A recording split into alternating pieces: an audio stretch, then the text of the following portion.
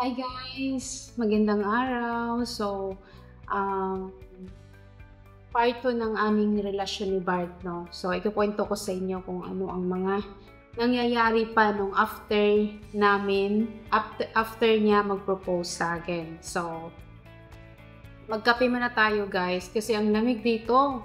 Sobrang lamig ngayon dito. Actually, mas okay ngayon kaysa kahapon dahil kahapon 2 degrees siya ngayon. Medyo 8 degrees yata ngayon. So, gusto ko sana sa labas ako mag-record kaso ang problema sobrang lamig. Tapos may gumagawa dito sa kabilang unit. May gumagawa, may nag-grinder, nagbabarina. So, ang ingay.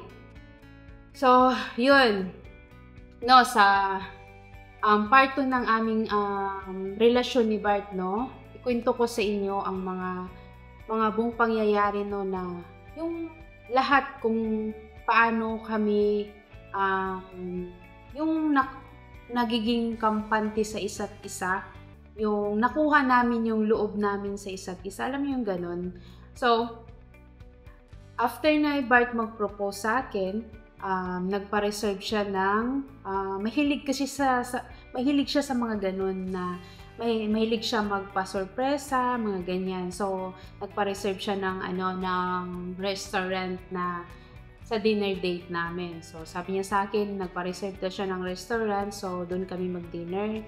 So, alam mo yun na ako, kasi nga sa construction ako nagtatrabaho. So, wala akong mga dalang damit na kung ano-ano. Hindi rin ako fashionistang tao. So, nagsuot lang ako ng simpleng damit, naka-short lang ako.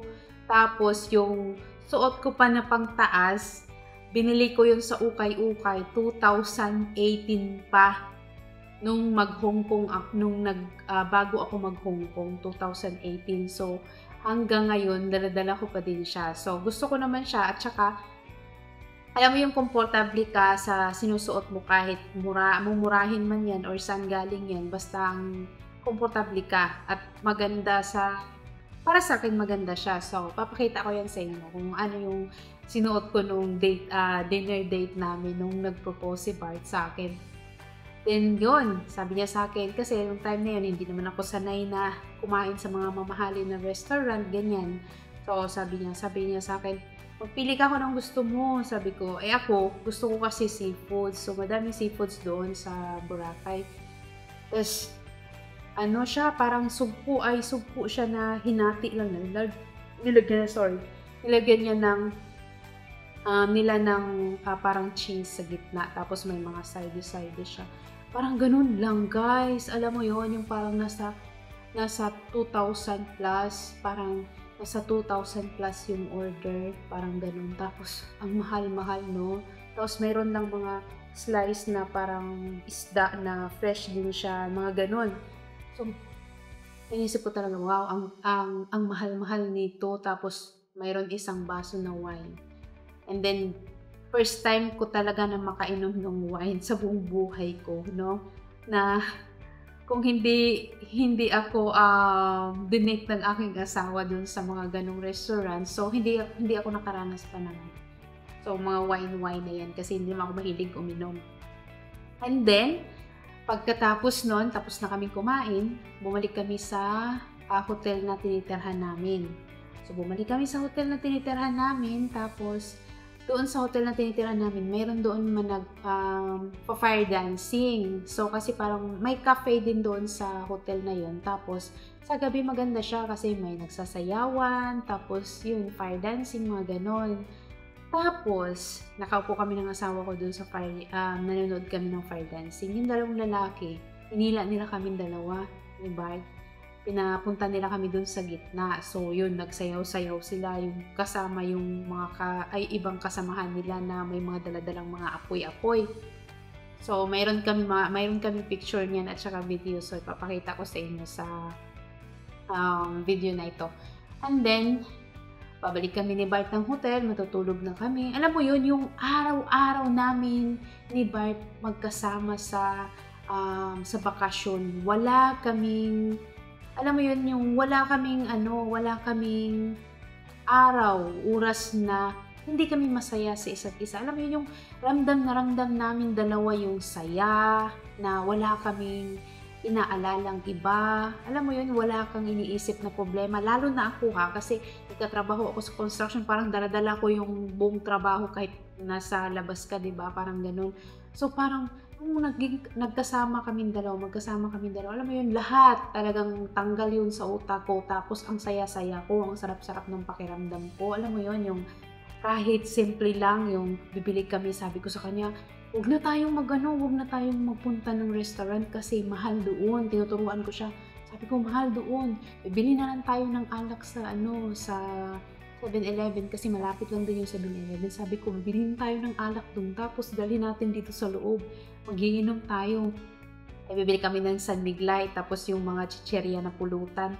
Sabi ko sa kanya, "Bili na lang tayo tapos dito tayo sa loob mag-inom." Alam mo yung manonood kami ng TV tapos nasa higaan kami, magiinom, dadalhin namin yung alak ay yung ano, alak do'n tapos magiinom kaming dalawa. Alam mo yung sobrang sarap sa pakiramdam. Alam mo yung, ang saya-saya ko talagang as in sobrang saya na alam mo yung feel na feel mo na komportable ka sa kasama mo, yung gano'n.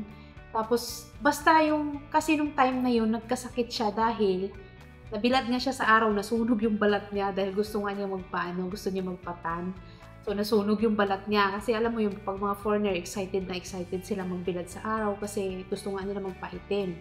And then, wala na siyang gana lumabas kasi nga nasunog yung balat niya. Dapat may mga ano kami, may mga pupuntahan kami, may mga nakalista siya na kung saan kami pupunta araw-araw. So, yun nga ang problema, nasunog yung balat niya. So, nag-stay kami ng 2 araw sa hotel. So, ang alam mo yung ginagawa lang namin, sabay kaming maligong dalawa. Alam mo yung sobrang happy na kami, sabay kaming maligong dalawa. Tapos may yung kwarto kasi na kinuha namin, mayroon siyang bathtub. So, yung kahit alam mo yung ang liit ng bathtub, pagkasyahin namin sarili namin dalawa dun sa bathtub. Tapos alam mo yun, may dala-dala kaming alak. Sobra talaga. First time kong naranasan yun sa buong buhay ko na gano'n, no? Yung trato sa akin ng asawa ko, sobra talaga. Tapos, alam mo yun, nakikita ko rin sa kanya na ang saya-saya niya. Tapos, ito na, sinabi na niya sa anak niya. Nung sinabi niya sa anak niya na nag-propose na ako, na ganito, ganyan, ganyan, ganyan. So, hindi ako tanggap ng anak niya. Kasi nga, ang iniisip nila, Pilipina ako. So, parang ang isip kasi, hindi naman natin maiwasan yun sa kanila na mag-isip sila ng gano'n na, alam mo yun, yung hindi nila maiwasan na parang pera lang yung habol natin sa kanila, sa pamilya nila, sa yung gano'n, sa papa niya. So, parang hindi sang-ayon yung anak niya. Hindi naman sa gano'n, hindi sang-ayon. So, hindi lang sumagot yung anak niya, tapos yung anak niya parang nagsumbong yata dun sa mama. So, nagsumbong dun sa nanay niya. So, parang yung nanay naman, hindi ko alam kung nagselos ba yung nanay sa ganun nga dahil nag-propose yung asawa ko sa akin. So, yung nanay, sinusulan ngayon yung anak niya. Sinusulan niya yung anak niya. Hindi ko alam kung anong mga sinasabi. Basta, yung anak niya ayaw sa akin. And then ngayon, sabi ng asawa ko, maintindihan din daw ng anak niya. Sabi niya, hayaan ko lang muna daw sa ngayon. So sabi ko sa kanya, hindi ko siya masisisi kasi hindi pa kami magkakilala. Sabi ko, walang problema yun kasi hindi din naman niya ako pa nakilala. So, walang problema yun kung ganun yung tingin niya sa akin. So, fast forward, hindi nga okay yung anak niya, hindi sila okay, pero yung anak niya, nire-respeto pa rin niya yung tatay niya, kinakausap pa din niya. Pero yung time na, yung parang may na tumawag yung anak niya sa kanya, iyak ng iyak, tapos nagsumbong, hindi ko alam kasi nag-away at yung nanay, yung dating asawa ng asawa ko. So parang, yun nga, sinusulsulan nga ng nanay na parang, doon na yung tatay mo sa ganito, sa Pilipinas, iiwanan ka na, ganyan-ganyan. So, parang yung bata, parang nagkaroon siya, hindi naman na siya bata, dalaga na siya. So, parang nagkaroon siya ng ang dami niyang mga negative na iniisip about sa akin. So, and then sabi ng asawa ko nga, hayaan na lang. So, hinayaan ko, ako naman, wala nang problema sa akin, kako, kung yun ang pananaw nila sa akin. Kasi, magkaiba tayo eh. Sabi ko, ang layo ng pinanggalingan mo. Tapos yun nga. Tapos after nun, bumalik na kami ng Manila. So pagbalik namin ng Manila, bumalik uli kami sa hotel kung saan nakatira yung asawa ko kasi yung hotel na yun, hindi naman niya inalis yun at nagbabayad pa din siya doon kasi mga gamit niya, doon niya iniwan sa hotel bago kami nag-flight papuntang Boracay. So, balik kami ng hotel tapos nag-try siya na matulog doon sa tinitirhan ko. Kung saan ako nakatira doon sa Parañaque kung malapit doon sa trabaho ko. Alam mo yung sobrang liit lang na kasya lang yung isang single na bed. Tapos ang ano ko lang, ang electric fan ko lang ay yung ipit-ipit na electric fan.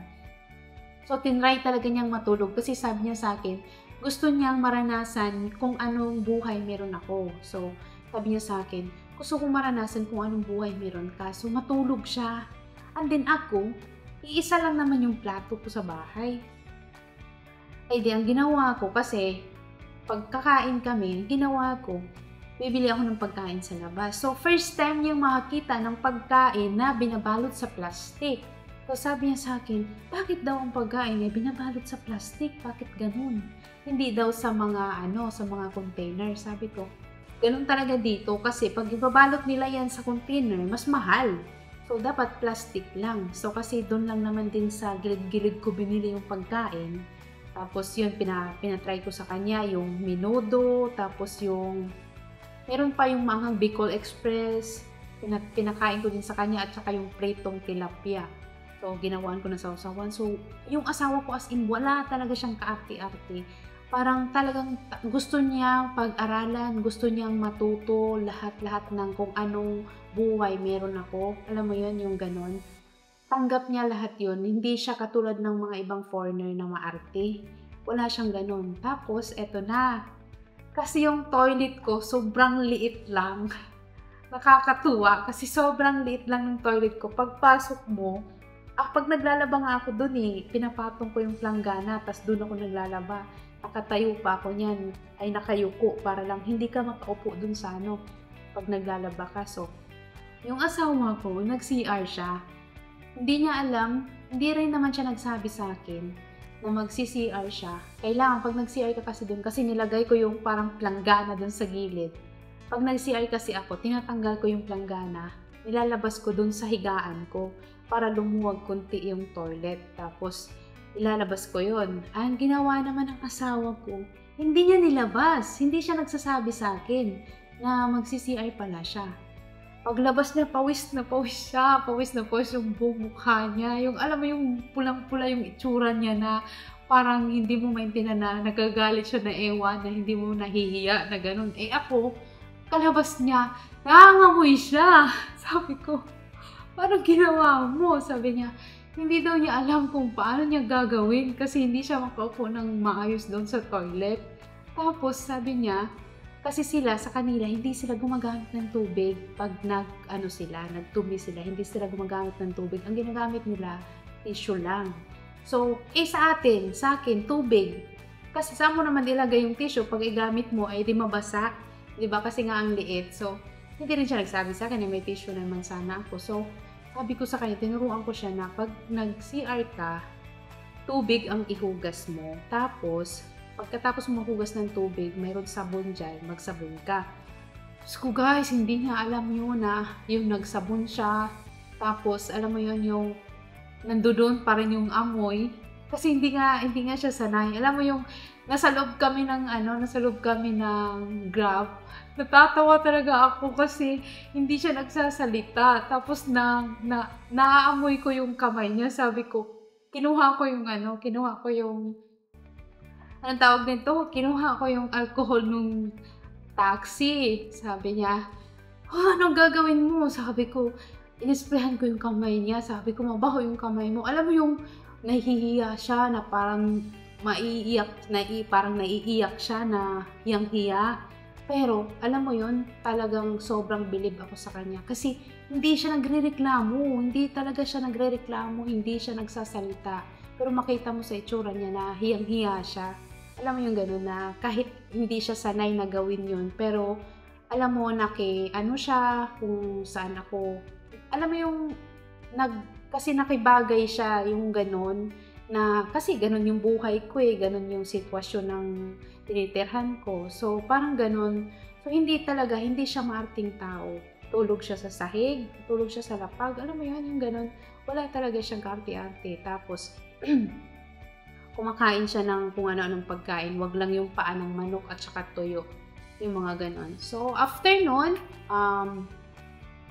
bumalik na siya, no? Bumalik na siya ng ibang bansa. Pero bago pa siya bumalik ng ibang bansa, nakipagkita muna siya sa mga pamilya ko. So, sabi niya sa akin, puntahan natin yung puntahan natin yung pamilya mo, sabi niya sa akin. Kasi ayaw kong bumalik ng ibang bansa na hindi ko makilala yung pamilya mo, kahit yung mga kapatid mo lang dito sa Manila. Kasi ano na lang ang isipin nila, sabi niya. Na babalik siya ng ibang bansa na hindi man lang daw niya nakikita, nakakausap yung mga kapatid ko. So, ang mga kapatid ko naman busy sa trabaho. So, sabi niya sa akin, ako na lang ang mag-adjust. Tayo ang pupunta sa kanila. Kung saan mas malapit, doon tayo mag-book ng restaurant para magkasama tayo lahat. So, ang ginawa namin, nagpunta kami ng Quezon City. Kasi sa Makati kami, nagpunta kami ng Quezon City sa Fairview. So, ang sabi ko sa mga kapatid ko, gusto ni Bart makita sila. So, punta kami ng SM North. Doon kami kumain sa Savory lang naman na restaurant. Doon kami kumain kasi yun lang yung parang lahat kami, kasi ang dami namin na pwede sa time na yun dahil parang biglaan ba, doon ka pwedeng makapag sa kanila. So, yun, doon kami kumain kasama yung mga kapatid ko. Ayun, nag-picture taking sila. Tapos nandun yung mga kapatid ko lahat. Pati mga pamangkin ko. So, ang sabi niya sa mga kapatid ko, babalik ako. Sabi niya, after 8 months, babalik ako dito. Magpapakasal kami. Sinabi niya sa mga kapatid ko na, seryoso ako. Sabi niya, seryoso ako sa kapatid niyo. So, yun. Bumalik na siya ng ibang bansa. So, nung pagbalik niya ng ibang bansa, nagplano na kami kung paano mag-start kumuha ng mga requirements, lahat. So, yun. And after 8 months, bumalik siya ng Pilipinas para magpakasal kami. So, yun lang guys. Maraming salamat at sana huwag magsawang manood sa amin. At huwag kalimutang mag-subscribe sa aming channel. So, thank you so much guys and God bless sa atin lahat. So, yun lang. Maraming salamat.